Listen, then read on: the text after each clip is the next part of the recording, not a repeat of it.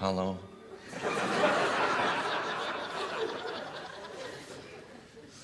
Well, that's another year gone. Any minute now, we'll be facing a new, vigorous, thrilling, challenging, dynamic era. I don't know about you, but I'm incredibly moved. I can hardly speak for the turbulent emotions which are surging through my body, if you'll pardon the expression. I just don't know when I've been so excited. My wife, Ephesia, says she can't remember either.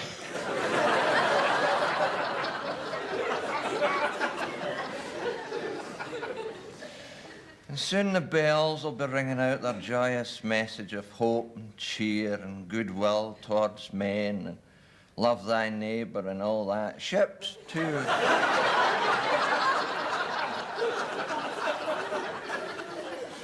On the Clyde will set their sirens screaming, and what with bells and the screaming sirens, a good new year will be upon us. Not to mention a good going Eric as well. And what sort of year have you had? Has it been a good year? Has it been happy? Has it been successful? But enough of this waggishness.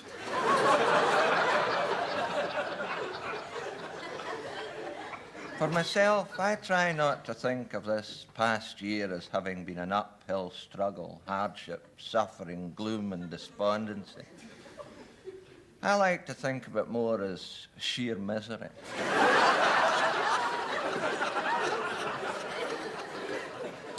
Mind you, it has been an interesting year in many ways. In the last 12 months, I've been to no less than 147 funerals. Not in an official capacity, you understand. It's really just a wee kind of hobby of mine. Of course, if it's a morning do, it always saves you making your own lunch. Ephesia enjoys them too, for she likes meeting people, even if it's too late.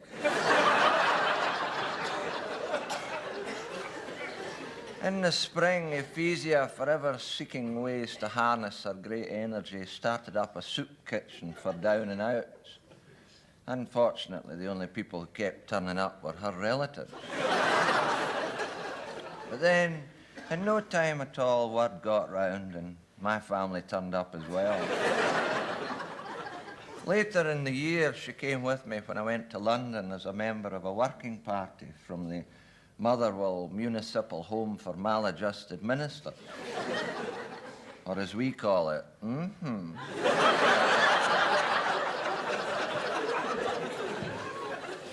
Ephesia was particularly interested in the problems of vice in big cities, and during her research in Soho invited a number of us to view a typical pornographic film. I mean, honestly, 4-letter words, nudity, violence, and sleazy sex. I enjoyed it.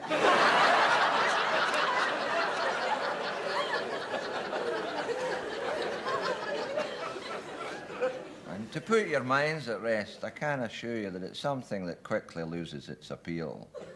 I mean, I saw it 14 times in a year.